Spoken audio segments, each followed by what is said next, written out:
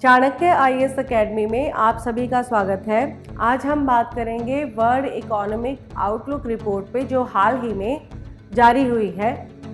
अंतर्राष्ट्रीय मुद्रा कोष ने वर्ष 2022 में भारत की आर्थिक विकास के अनुमान को घटाकर 6.8% कर दिया है।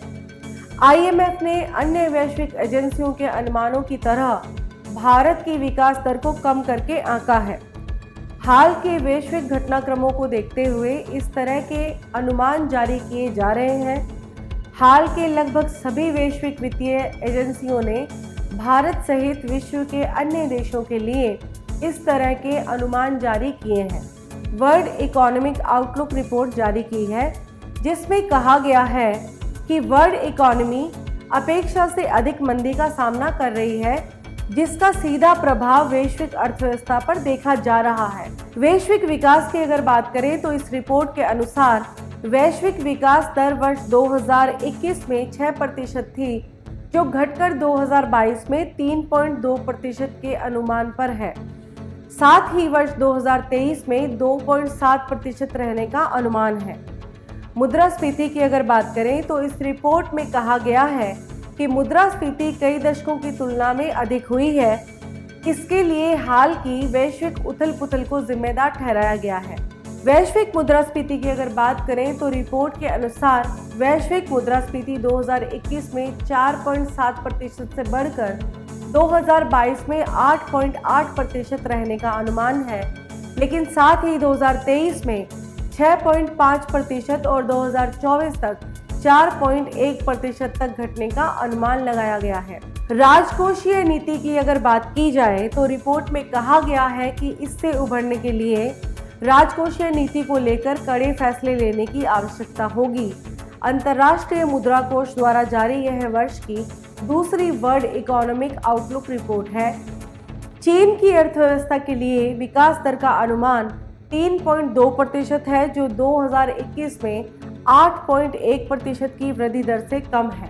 भारत की अर्थव्यवस्था के बारे में अगर बात करें तो आईएमएफ की वर्ल्ड इकोनॉमिक आउटलुक रिपोर्ट में कहा गया है कि वर्ष 2022 में भारत की आर्थिक वृद्धि दर 6.8% कर दी गई है। जुलाई में दिए गए पूर्वानुमान से यह 0.6% की गिरावट आई है। आईएमएफ ने अप्रैल 2022 में शुरू हुए वित्तीय वर्ष में भारत की जीडीपी में 7.4% की वृद्धि का अनुमान लगाया था। यह पूर्वानुमान इस साल जनवरी में अनुमानित 8.2% से कम है। भारत की विकास दर 2021-22 के वित्तीय वर्ष में 8.7% थी। ये सारा पूर्वानुमान और भविष्य के अनुमान भारत की अर्थव्यवस्था के बारे में लगाया गया है। भारत की अर्थव्यवस्था में गिरावट के कारणों की अगर बात की जाए तो भारत सहित वैश्विक अर्थव्यवस्था में दर्ज की जा रही गिरावट का मुख्य कारण रूस यूक्रेन युद्ध को माना जा रहा है। साथ ही अभी विश्व कोविड-19 महामारी से पूरी तरह से उभर भी नहीं पाया है, जिसका सीधा प्रभाव वैश्विक अर्थव्यवस्था पर देखा जा रहा है।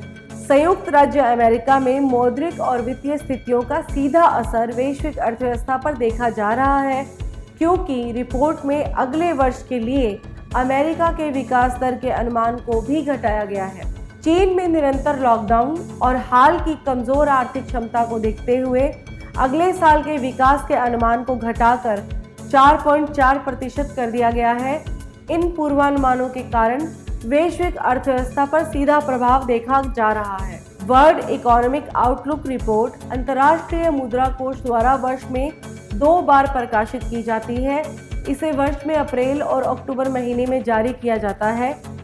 इस रिपोर्ट में मध्यम अवधि के लिए आर्थिक विकास विश्लेषण और आर्थिक विकास पूर्वानुमान जारी किया जाता है। आईएमएफ इसके अतिरिक्त वैश्विक वित्तीय स्थिरता रिपोर्ट भी जारी करता है। अंतर्राष्ट्रीय मुद्रा कोष संयुक्त राष्ट्र की एक प्रमुख वित्तीय एजेंसी है और एक अंतर्राष्ट्रीय वित्तीय संस्थान है, जिसका मुख्यालय वॉशिंगटन डीसी में है, जिसमें 190 देश शामिल हैं। इसके साथ ही आज का हमारा ये टॉपिक यहीं पर कंप्लीट होता है। हम कल फिर मिलेंगे एक नए टॉपिक के साथ। आप हमारे YouTube चैनल को लाइक, शेयर और सब्सक्राइब जरूर करें। Thank you so much. Don't forget to like, share and subscribe to our channel and press the bell icon to never miss an update.